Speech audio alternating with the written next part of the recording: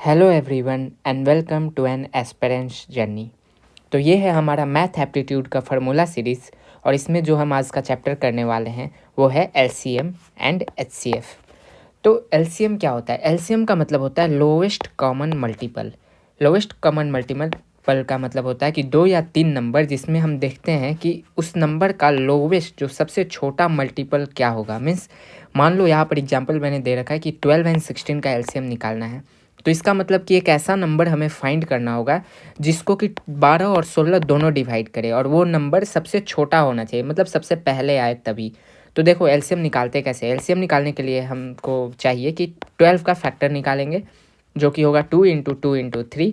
Then 16 का factor निकालो जो कि होगा 2 इंटू 2 इंटू 2 इंटू 2। फिर इसमें कॉमन लेते हैं तो 2 2 कॉमन, फिर ये 2 2 कॉमन, फिर जो कॉमन नहीं बचा उसको लिख लेते हैं। मीन्स 3 और 2 और 2। इसका मतलब कि जो हमारा एलसीएम हुआ वो हुआ 2। कॉमन वाले को 1 लिखेंगे, यहाँ पर फिर से कॉमन है तो इसको एक बार लिखेंगे, फिर 3 बाहर आया, फिर 2 बाहर आया, फिर एक 2 बाहर आया। इसका मतलब कि हमारा जो एलसीएम हुआ वो हुआ 2 into 2 into 3 into 2 into 2 that is 48। आप ऐसे भी समझ सकते हो कि 12 और 16 48 सबसे छोटा नंबर है जिसको कि 12 और 16 डिवाइड करे।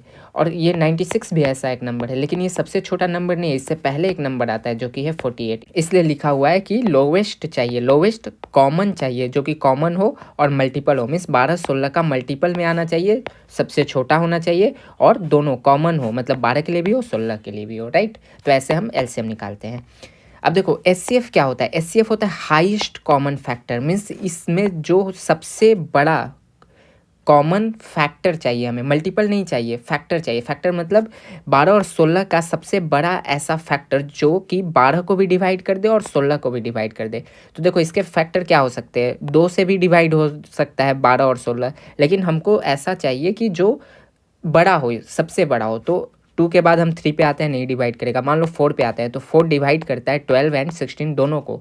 उसके बाद हम आगे जाते हैं 6, तो क्या 6 डिवाइड करता है? हाँ 12 को करता है, 16 को नहीं करता है। तो आप ऐसे भी चेक कर सकते हो छोटे छोटे नंबर के लिए। मतलब हाईएस्ट कॉमन फैक्टर हमारा क्या है कि 4। 4 एक ऐसा नंबर है जो 12 को भी डिवाइड कर देता है, 14 को भी कर देता है, और इससे बड़ा और कोई नंबर नहीं है जो 12 16 को डिवाइड कर पाए।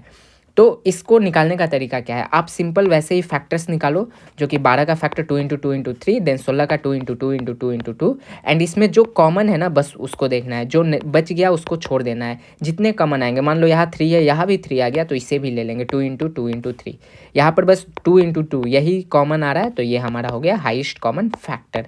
याद रखना एचसीएफ फैक्टर के लिए होता है। मीन्स ये नंबर इस दोनों को डिवाइड करता है, और एलसीएम में हमें एक न्यू ऐसा नंबर फाइंड करना होता है जिसको ये दोनों नंबर डिवाइड करे, 12 और 16 डिवाइड करे, जो कि 48 है, और ये सबसे छोटा होना चाहिए। अब जो सेकंड पॉइंट है हमारा वो है एलसीएम और एचसीएफ ऑफ फ्रैक्शन। जो फ्रैक्शन दिए रहेंगे नंबर उसका एलसीएम एचसीएफ कैसे निकालोगे?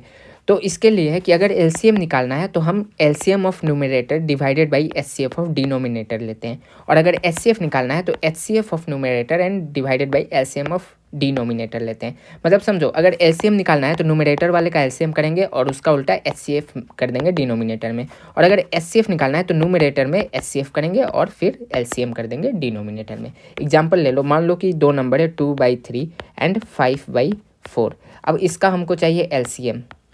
तो ये तो फ्रैक्शन में, तो कैसे निकालोगे? तो हमारे फार्मूला के अकॉर्डिंग होता है कि एलसीएम करेंगे हम किसका? न्यूमरेटर का, क्योंकि एलसीएम चाहिए, और फिर एचसीएफ कर देंगे हम किसका? डिनोमिनेटर का। इसका मतलब क्या हुआ कि न्यूमरेटर का एलसीएम क्या होता है? 2 और 5 का एलसीएम क्या होगा? 10 ही हो जाएगा एलसीएम, और 3 और 4 का एचसीएफ क्या हो जाएगा? तो ये 1 हो जाएगा। तो मतलब हमारा जो आया एलसीएम और एलसीएम जो आया हमारा इस 2/3 और 5/4 का वो आया 10 हमारा एलसीएम होगा दोनों का, ठीक।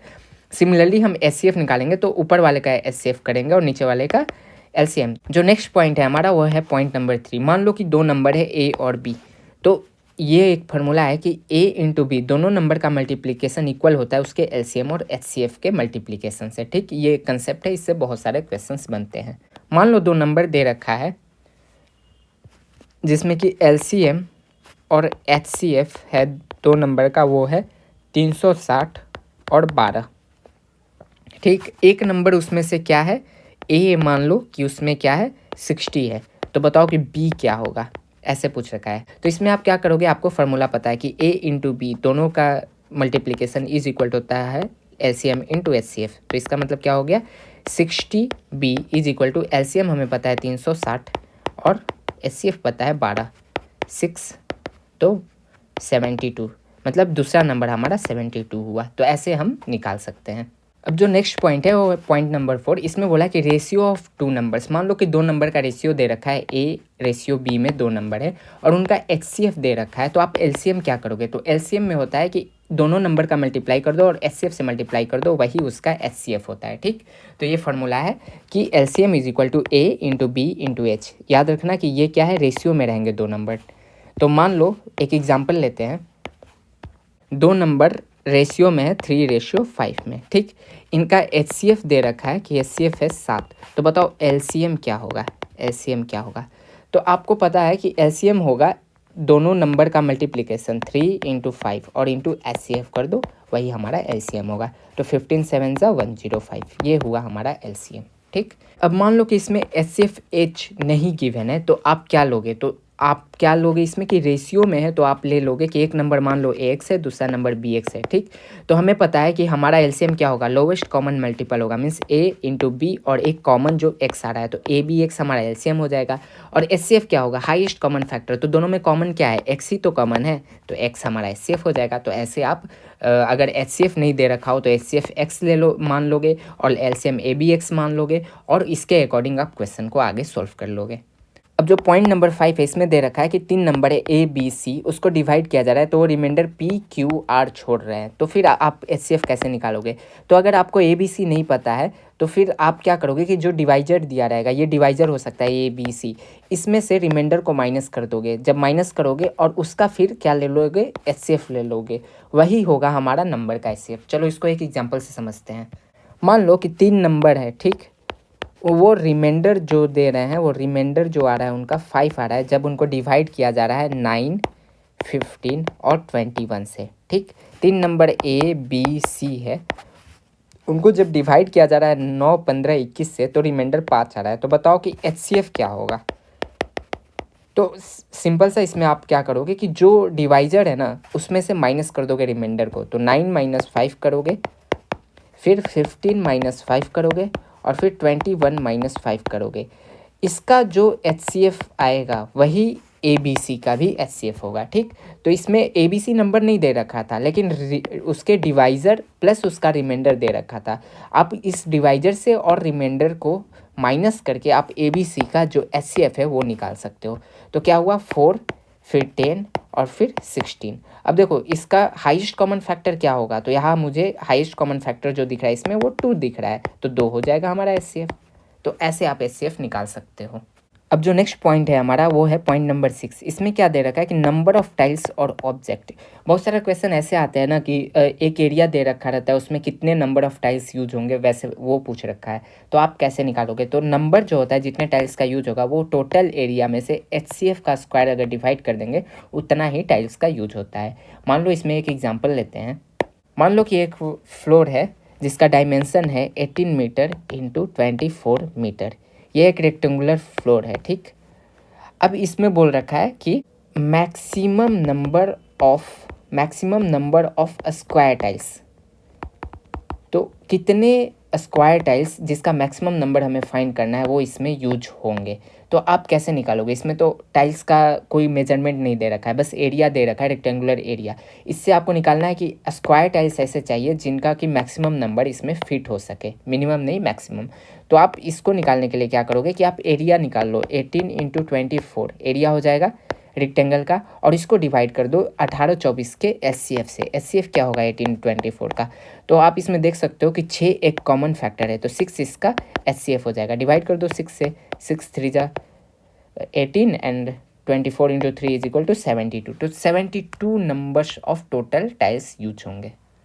सॉरी 6 नहीं, 6 के स्क्वायर से डिवाइड करना होता है, तो 6 इंटू 6 हो जाएगा, 6 4 जा 24, और यहाँ 72 नहीं, 4 3 जा 12। तो 12 टोटल टाइल्स यूज होंगे। मतलब कि हमारा क्या होता है कि एरिया डिवाइडेड बाई HCF का स्क्वायर से, ये स्क्वायर नहीं भूलना है, ये स्क्वायर यहाँ होता है। तो 6 इंटू 6 मतलब 6 के स्क्वायर से डिवाइड किया, तो टोटल 12 जो maximum number of square tiles हम जो यूज कर सकते हैं वो टोटल 12 है। ये नंबर है ना कि डायमेंशन और एरिया है। ठीक, तो ऐसे इन क्वेश्चन को सॉल्व करते हैं। सो टोटल 6 फार्मूलाज है एलसीएम और एचसीएफ के चैप्टर में। ये चैप्टर बहुत ही बेसिक है। आई होप आपको सारे फार्मूलाज और कंसेप्ट इसके समझ में आए होंगे। बेसिक होने के बाद भी इसके जो कंसेप्ट है वो डिफरेंट क्वेश्चन में यूज होते हैं। एंड टाइल्स वाले क्वेश्चन तो डायरेक्टली आ जाते हैं। टाइल्स वाला क्वेश्चन हुआ, फिर ये रिमाइंडर वाले क्वेश्चन हुए, ये डायरेक्टली क्वेश्चंस आते हैं इससे। तो ये इंपॉर्टेंट चैप्टर है। अगर आपको कुछ भी नहीं समझ में आया होगा तो आप उसे कमेंट सेक्शन में लिख सकते हो। मिलते हैं न्यू वीडियो में जिसमें मैं टाइम एंड वर्क के बारे में समझाऊंगा, उसके कंसेप्ट्स एंड फार्मूलाज को। Till then bye bye.